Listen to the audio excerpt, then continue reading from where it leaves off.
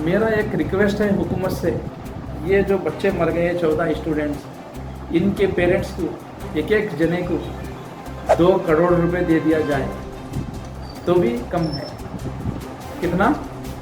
एक एक स्टूडेंट्स के पेरेंट्स को 2 करोड़ देना चाहिए गवर्नमेंट, सेंट्रल गवर्नमेंट जो इस वक्त है, यानी कि बीजेपी भारतीय जनता पार्टी 2 करोड़ रुपए जो है एक एक स्टूडेंट्स की फैमिली को देना चाहिए तो भी कम है। सबसे कम, सबसे लीस्ट जो है बोल रहा हूँ मैं, 2 करोड़ रुपए जो है देना चाहिए एक एक स्टूडेंट्स की जो है फैमिली को। कितना पैसा अपने माँ बाप जो है स्पेंड करके बच्चों को जो है पढ़ाते हैं, बच्चों के साथ इस तरह की जो है हरकतें हो रही, बच्चे आत्महत्या कर लेते हैं, सेल्फ सुसाइड। कौन इसका जिम्मेदार है? हाँ, हमको चाहिए खाली बस हिजाब पहन के क्यों हुई।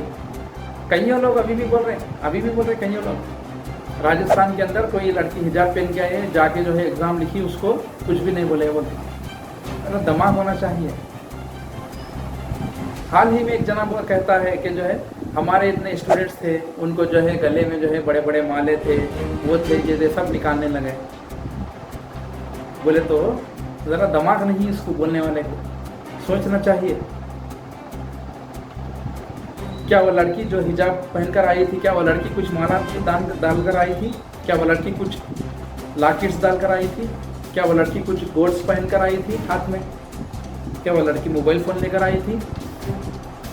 कुछ नहीं था। अरे हिजाब तो कपड़ा है, कपड़ा।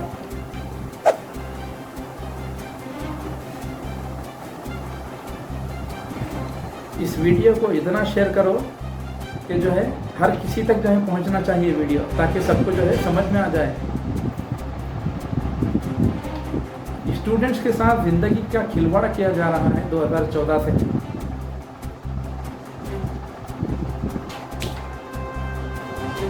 अस्सलामु अलैकुम, नमस्ते, सत श्री अकाल।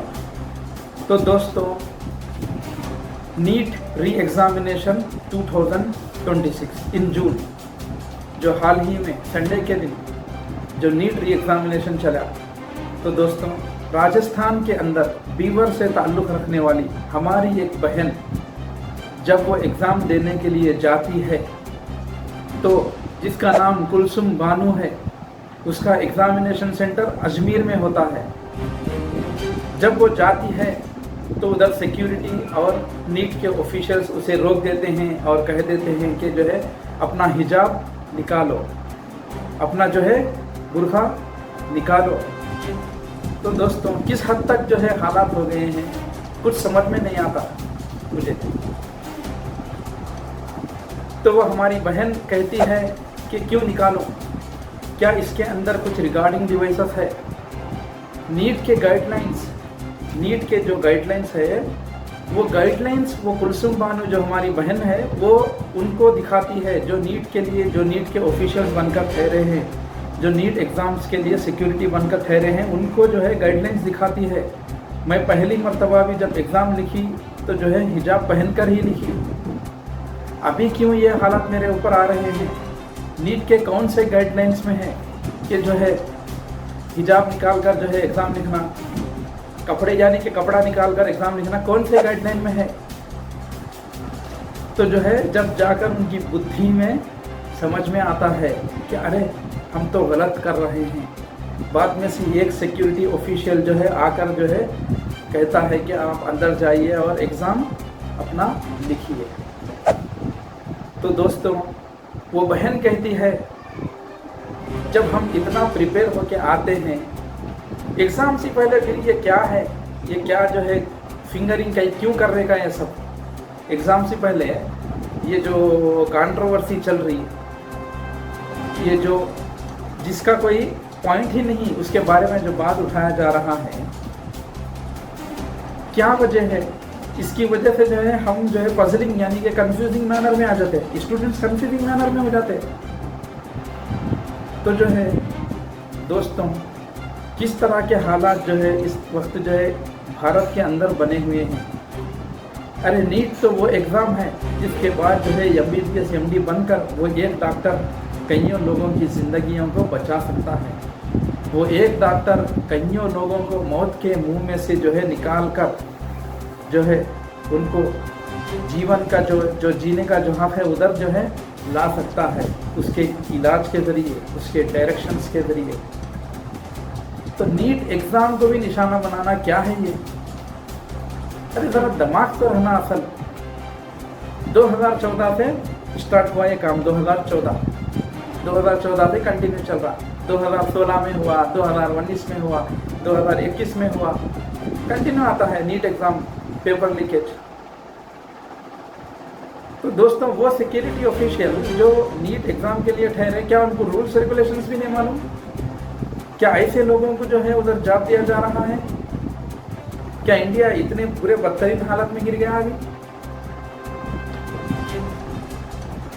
अरे एजुकेशन की जगह पे भी जो है बर्बादी आ रही, तो क्या हालत होगा आगे चलकर भारत का, क्या नहीं। वो एजुकेशन जो आला जो है ऑफिसर बनते पढ़कर, MBBS यानी कि सबसे बड़ी डिग्री, सबसे वैल्यूएबल डिग्री, सबसे हाईएस्ट डिग्री।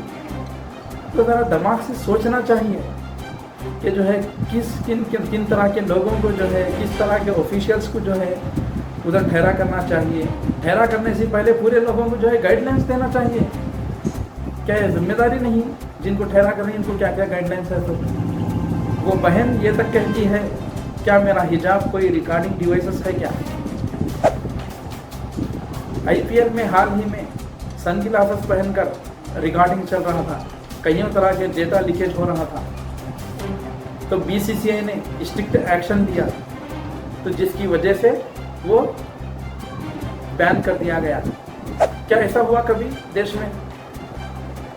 अरे जिनको पकड़ना है उनको पकड़ो, किसको की गोसा की बेकार बात। हिजाब क्या चीज़ है मालूम? हिजाब एक कपड़ा है, क्लॉथ। ये जो क्लॉथ है ना, इस तरह का क्लॉथ है, औरतों के लिए जो है ढकने का है, जिसकी वजह से औरत उसके अंदर खूबसूरती में भी जो है नज़र आती, औरत के अंदर भी जो है नूर झलकता। ये है इस्लाम, ये सिखाता है। अरे 23 लाख स्टूडेंट सफर हुए, उनको पकड़ो जाके। जो नीट एग्ज़ाम लीकेज करे उनको पकड़ो। ये हाथ से नहीं होता। हिजाब के बारे में कंट्रोवर्सी बनाना, हिजाब निकाल को आओ। कई लोग बाद में से जो है बोलते हैं हिजाब पहन को गई, कोई भी कुछ नहीं बोलता, बोलते हिजाब तो पहनी, क्या ये चूड़ियाँ कुछ पहनी थी? वो क्या कुछ माला डाली थी गले में?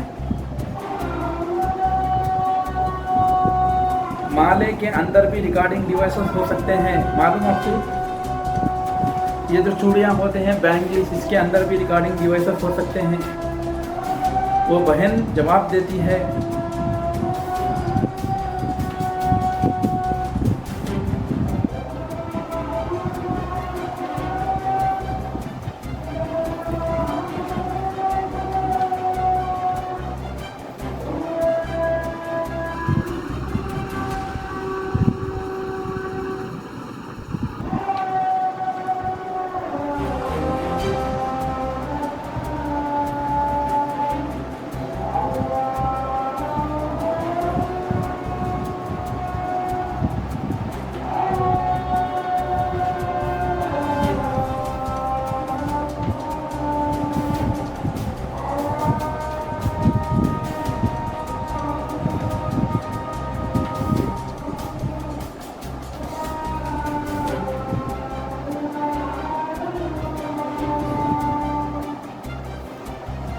तो वो बहन जवाब देती है, इसके गाइडलाइंस के अंदर मोबाइल फ़ोन लाने का नहीं, मैंने नहीं लाई। इसके गाइडलाइंस के अंदर इलेक्ट्रॉनिक डिवाइसेस का जो है परमिशन नहीं, अलो नहीं इनसाइड द एग्ज़ाम, मैंने नहीं लाई। इसके गाइडलाइंस के अंदर जितने भी चीज़ें हैं वो सब मैंने नहीं लाई, फिर भी मुझे क्यों रोका जा रहा है?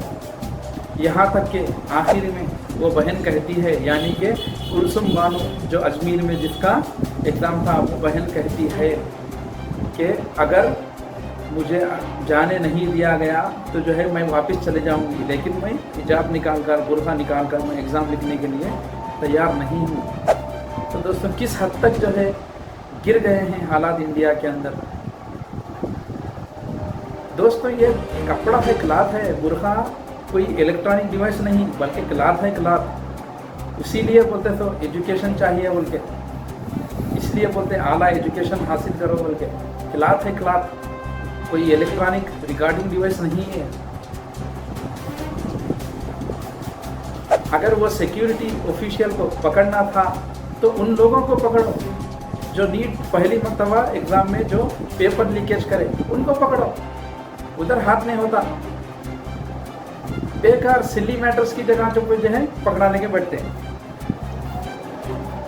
तो दोस्तों नीट 2026 जिसके अंदर अगर पहली मर्तबा देखा जाए तो फर्स्ट अटेम्प्ट में नीट 22,79,743 स्टूडेंट्स, कितना 22,79,743 स्टूडेंट्स इसके अंदर अटेंड हुए हैं और एग्ज़ाम दिए हैं फर्स्ट अटेम्प्ट में, नीट पहली मर्तबा जो पेपर लिखवाने उसमें। अब चलते हैं सेकेंड अटेम्प्ट में। सेकेंड अटेम्प्ट में देखा जाए तो 20 lakh students only wrote the examination of NEET UG 2026 re examination. तो दोस्तों 3 लाख स्टूडेंट्स कम हो गए इसके अंदर। कहाँ गए 3 लाख स्टूडेंट्स? किसी को है कुछ उसके बारे में? खाली हिजाब के बारे में है। अरे दिमाग असल बात करने भी दिल नहीं बोलता है यार ये चीज़ों पे। 3 लाख स्टूडेंट्स कम हो गए नीट एग्जामिनेशन में, री एग्जामिनेशन में। कहाँ गए 3 लाख स्टूडेंट्स? 3 लाख स्टूडेंट्स इसलिए कम हो गए कि उनका दिल टूट गया, फूट गया। अरे मैं खुद एक स्टूडेंट से रिसेंटली मिला, वो स्टूडेंट बोला, आंध्रा का स्टूडेंट, वो स्टूडेंट बोला 2 संवत्सरम 2 साल से मैं లాంగ్ టర్మ్ కోచింగ్ తీసుకున్నాను సార్, లాంగ్ టర్మ్ కోచింగ్ తీసుకున్నానన్నా 2 సంవత్సరం నుంచి నేను విజయవాడలో లాంగ్ టర్మ్ कोचिंग తీసుకొని రాసి వస్తే ఇట్లా వచ్చింది परिस्थिति बोल रहा। कौन इसका जिम्मेदार है? नहीं दिखता है क्या अभी? हाँ, किसी को क्या दिखाई नहीं देता? 14 स्टूडेंट्स मर चुके हैं टोटल ओवरऑल इंडिया में देखें तो 14 स्टूडेंट्स जो है मर चुके हैं नीट री एग्ज़ाम्स है बोल के सुन के। तो दोस्तों कौन इसका जिम्मेदार है? क्या सरकार इतनी बदतरीन हालत में हो गई? क्या सरकार इतना भी जो है नहीं कर सकती? नीट एग्ज़ाम लीकेज हुआ कैसे? पेपर लीक कौन किया इसको? पेपर लीक कोई तो एक ऑफिशियल्स है एजुकेशन के अंदर ही जिसकी वजह से लीक हुआ। ऐसा ही लीक नहीं होता, ऐसा ही लीक हरगिज़ नहीं हो सकता। समझना चाहिए जनता को, अच्छे ओनर को, अच्छे जो है अच्छे नेता को मुखातिब करना चाहिए। 14 स्टूडेंट्स मर गए, अपनी जान खो दिए। क्या गुजरते होगी उन पेरेंट्स को जो अपने बच्चे को अपने हाथ से जो है नहलाए, अपने बच्चे को बड़ा करे, हाँ, अपने बच्चे को जो है खिलाते थे, अपने बच्चे को पिलाते थे। क्या हालत होगी उन माँ बाप के ऊपर, जरा सोच के देखो।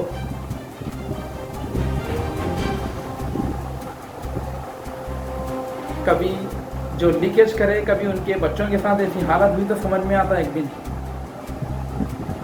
क्या गुजरता होगा उन माँ बाप के ऊपर। कईयों जो है ज़मीनें नहीं खरीदे, कईयों ऐसे माँ बाप है किराए के घर में रहे, लेकिन क्या है ख़ास घर तक नहीं खरीदे और अपने बच्चों को पैसा खर्च कर के पढ़ाते गए बड़े बड़े कॉलेज में, बड़े बड़े यूनिवर्सिटीज़ में। क्या यही काम के लिए नीट 2026 एग्जामिनेशन पेपर लीक के लिए क्या पढ़ाए थे उनके पैसे इसी वास्ते क्या बर्बाद हुए? और इसका जिम्मेदार? मेरा सवाल है उस सिक्योरिटी ऑफिशियल से जो इस बच्ची को रोका गया हिजाब जो है निकालना बोल के, हिजाब निकाल के जो है एग्ज़ाम देना बोल के जो रोका गया, उस सिक्योरिटी ऑफिशियल से जो है मैं सवाल करता हूँ, इस वीडियो को जो है उस सिक्योरिटी ऑफिशियल से मैं सवाल करता हूँ, क्या तुझे ये दिखाई नहीं देता? इतने बच्चे मर गए, क्या तुझे ये दिखाई नहीं देता? बस खाली हिजाब करता रहता तू, बस खाली हिजाब करती रहती तू। क्या यही तुझे सिखा कर भेजा है? क्या यही तूने सीख ली है? कौन लेना इनकी जिम्मेदारी? 3 लाख स्टूडेंट्स कम हो गए, अगर वो 3 लाख स्टूडेंट्स भी आते थे, कौन आला दर्जे का डॉक्टर बन रहा था किसको मालूम, पता नहीं, किसको मालूम। हो सकता है कि कोई बेस्ट क्वालिटी का डॉक्टर बनने वाला हो। उम्मीदें तोड़कर सपने को जो है चकनाचूर होता हुआ देखकर जो है छोड़ दिया।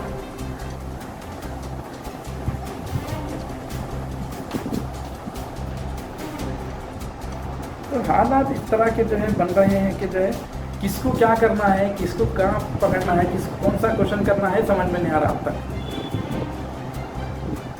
हिजाब के बारे में जरूरत ही नहीं हो बात करने की, एग्जामिनेशन सेंटर का नहीं। First time NEET paper leak हुआ, कौन करे उसमें, कौन था भाई उसमें, जिम्मेदार कौन था, किनके नाम आए, कौन कौन गए जेल में।